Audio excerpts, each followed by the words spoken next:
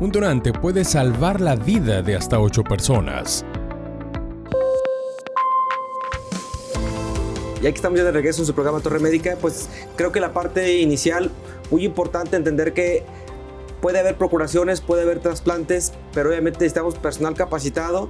Requerimos un mayor recurso para poder mantener con vida en un momento dado a un donador cadavérico, pero hablar, Marco, de cuáles son los padecimientos más frecuentes o las enfermedades más frecuentes que requieren en un momento dado un órgano trasplantado. ¿Cuál sería para que la sociedad tenga una idea de qué órganos son trasplantables? Sí, Julio, mira, las enfermedades que eventualmente van a llevar a requerir un trasplante y que ya platicaremos también al final un poquito de prevención, son muchas que afectan a los riñones, al hígado, al corazón, algunas autoinmunes del páncreas, pero principalmente, y lo que tiene más impacto en la sociedad son riñón, hígado y corazón, en ese orden.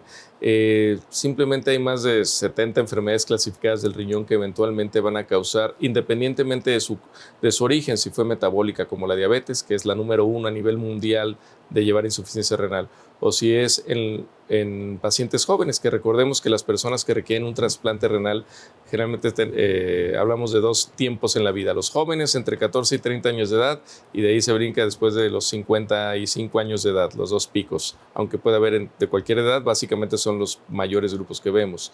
En el grupo de jóvenes existe un buen grupo de enfermedades, muchas autoinmunes o algunas ya de afección intrínseca de ciertas partes del riñón, las glomerulopatías. Y esto sin irnos a las pediátricas de malformaciones de la vía urinaria y poliquistosis o algunas otras que son un pequeño segmento. Todas finalmente, independientemente de la etiología, van a llevar y también existen las que nunca se pudieron diagnosticar.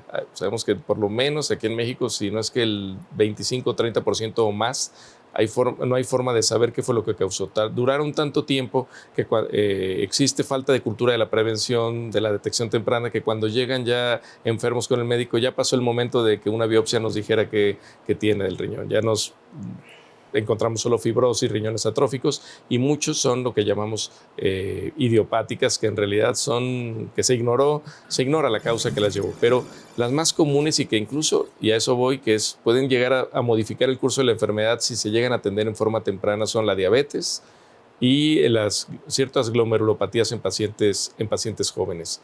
Hablando de hígado, básicamente ahí nos vamos a las reglas de los tercios, ¿no? Un tercio, 25 a 30%, son las enfermedades autoinmunes, la hepatitis autoinmune, la cirrosis biliar primaria y algunas otras afecciones del hepatocito de las vías biliares. El otro tercio generalmente son a nivel mundial el alcohol, y el otro tercio, que aunque va a disminuir en los próximos años, es la hepatitis C. Aunque ya desde hace 15 años con nuevos fármacos que existen, que son muy, muy efectivos en el tratamiento de hepatitis C, esperemos que los siguientes 20 años sea mucho menor el número de pacientes que requieran trasplante de hepatitis C. Todavía estamos, yo creo que en la última oleada de pacientes con cirrosis por virus de hepatitis C, que son aquellos que se infectaron principalmente por alguna transfusión antes de 1988, 1986. Ya está casi agotándose esa población. Y bueno, y un 10% llegan a ser también criptogénicas, que nunca supimos qué es lo que los llevó a la cirrosis. Tanto las enfermedades renales, que hablamos que son más de 60, que llevan a necesitar un trasplante renal, o las de hígado, o si nos vamos a las de corazón, que son insuficiencias cardíacas por miocardiopatías dilatadas, alguna infección viral, algún tóxico o incluso idiopáticas, todas estas, su característica es de que independientemente de lo que fue la causa primaria de la enfermedad, pueden ser susceptibles a ser tratadas con el reemplazo con el reemplazo orgánico, es decir, con un trasplante del órgano afectado. Aquí se abren varias vertientes y varias conductas. Bueno, la que va enfocada al tratamiento de la enfermedad terminal del trasplante, pero también se va a abrir la puerta a la medicina preventiva. Ya mencionaba que muchas de estas pudieron haberse evitado o modificado su curso de haber sido detectadas temprano, de haber tenido un niño que cada año le hiciera un examen de orina para detectar proteinuras tempranas, por ejemplo, o perfiles metabólicos, reducción de peso y actividad, para que no se hiciera diabética la persona de raza hispana de 30, 40 años, estilo de vida sedentario, que después tuviera una diabetes no diagnosticada porque nunca se hizo sus respectivos revisiones o chequeos médicos, y que a la vez, años después, lo llevara, entre otras muchas complicaciones, a nefropatía diabética.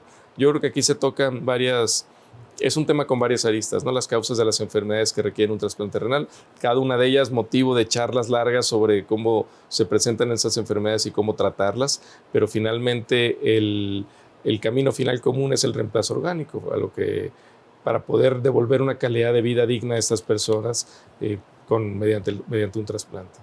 Y que los programas, Marco, creo que los programas es algo que de repente las mismas instituciones encienden y apagan de acuerdo a la capacidad que de algún modo se requiere para poder atender una procuración.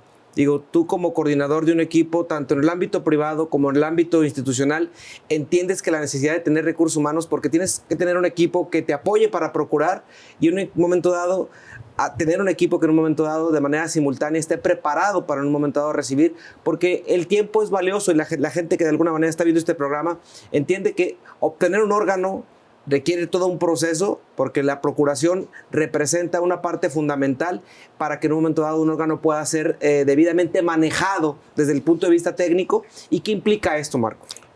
Qué bueno que toca ese tema, porque eso lo podemos resumir en lo que se llama efecto centro. El efecto centro, en medicina o en cirugía específicamente, se habla sobre los buenos resultados ante un problema complejo. Se demostró desde la década de los 80s que puede ser que haya alguna persona capacitada en realizar un procedimiento. Hablemos algo fuera de trasplantes, de un cáncer de páncreas, la cirugía que se llama Whipple, que es un procedimiento complicado, que hay que quitar páncreas, intestino, reconstruir y demás, que no es muy frecuente porque la enfermedad que lo causa afortunadamente no es tan frecuente, pero sí es muy devastadora, un cáncer de páncreas, pero también y que sean candidatos a esa cirugía. A lo mejor hay alguien que es capacitado en hacerlo, que se entrenó en hacerlo, pero hace 1 o 2 al año. Y si sumas toda su práctica a lo largo de 10 años, pues vas a ver que la tasa de complicaciones en algo muy complicado, que son significativas, no les va a ir mejor, no les va a ir igual que al paciente que se atiende en un lugar donde hay 2 o 3 especialistas de lo mismo, donde se atienden por lo menos 30 al año, donde ya les toca ver todo tipo de complicaciones y que están preparados para tratarlas. Lo mismo se fue aplicando a otras disciplinas, y en trasplantes es lo mismo. El efecto centro, sabemos que tú como paciente vas a querer tener un buen resultado de algo que es ya complicado. ¿Y dónde te va a ir mejor? Donde lo vean más frecuentemente. A lo mejor hay alguien que puede hacerlo y lo hace por hobby 1 o 2 veces al año o cada 6 meses, pero está más que demostrado que el efecto centro es en beneficio del paciente. Va a ir a un lugar donde se puede tratar esa enfermedad, donde es algo rutinario, donde algo que es infrecuente en algún lugar, va a ir al lugar donde es el pan nuestro de cada día, donde donde va a ser parte incluso de un grupo que lo va a atender, que se dedica exclusivamente a ver esto, y no nada más hablando del operativo, de lo quirúrgico, el cirujano. Es importante el efecto centro con efecto equipo, que lo esté viendo un nefrólogo que está acostumbrado a ver el paciente en diálisis, el paciente que está perfilándose un trasplante, que nutriólogos, psicólogos. En su momento se aplica hasta trabajo social o gente con experiencia en el aspecto financiero de manejo de estas enfermedades que son costosas, para amortizar costos.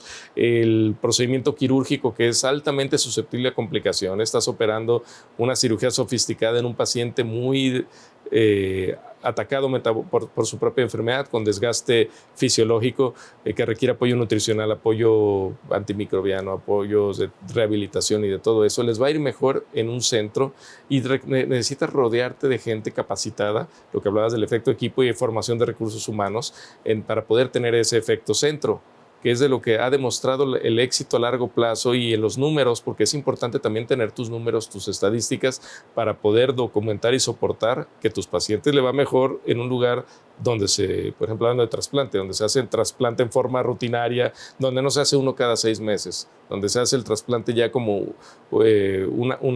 incluso con un servicio, una unidad de trasplantes, a que sí, en un lugar donde, bueno, no están acostumbrados a ver la complicación, el rechazo, la fiebre, alguna complicación de la herida y todo eso. Es bien importante considerar todo esto para el trasplante de órganos, llámese riñón, hígado y páncreas o corazón. ¿Por qué? Porque necesitas rodearte de buenos cirujanos, buenos anestesiólogos, buenos nefrólogos, buenos nutriólogos, imagenólogos para el diagnóstico pre y en el manejo postoperatorio, en su momento dado cuidados críticos. Todo esto que va de la mano de este tipo de procedimientos solo se logra haciendo ese efecto centro, trabajando en núcleos que tengan la experiencia y la fluidez y que rutinariamente estén viendo este tipo de pacientes, que sean manejados en forma protocolizada, que no llegue el paciente el día de hoy y te vas a poner a pensar, a ver, ¿qué le voy a hacer a este? ¿No? Ya tienes la rutina o inclusive hasta un checklist de que pacientes de estas características ya no voy a descubrir el hilo negro. Hay que hacerles esto antes del trasplante, el día de la cirugía y su seguimiento. Y les va mejor que pues, es un paciente que se convierta más en la excepción que en lugar de ser la rutina. Es que es parte de lo que hemos trabajado de manera continua a lo largo de más de 15 años de ser equipo contigo. Creo que esa parte la hemos logrado. Y lo decías tú, y lo decías muy bien, que era un efecto centro, y Centro Unión Guadalajara se ha especializado en abordar de manera integral al paciente en casi el 98% de los estudios previos a un trasplante, protocolización de todo esto. Vamos a ir a un corte comercial y vamos a regresar para platicar un poquito más a detalle la importancia de contar con un equipo multidisciplinario para poder ofrecerle a la gente un trasplante con éxito. Continuamos, doctor Médica. Continuamos.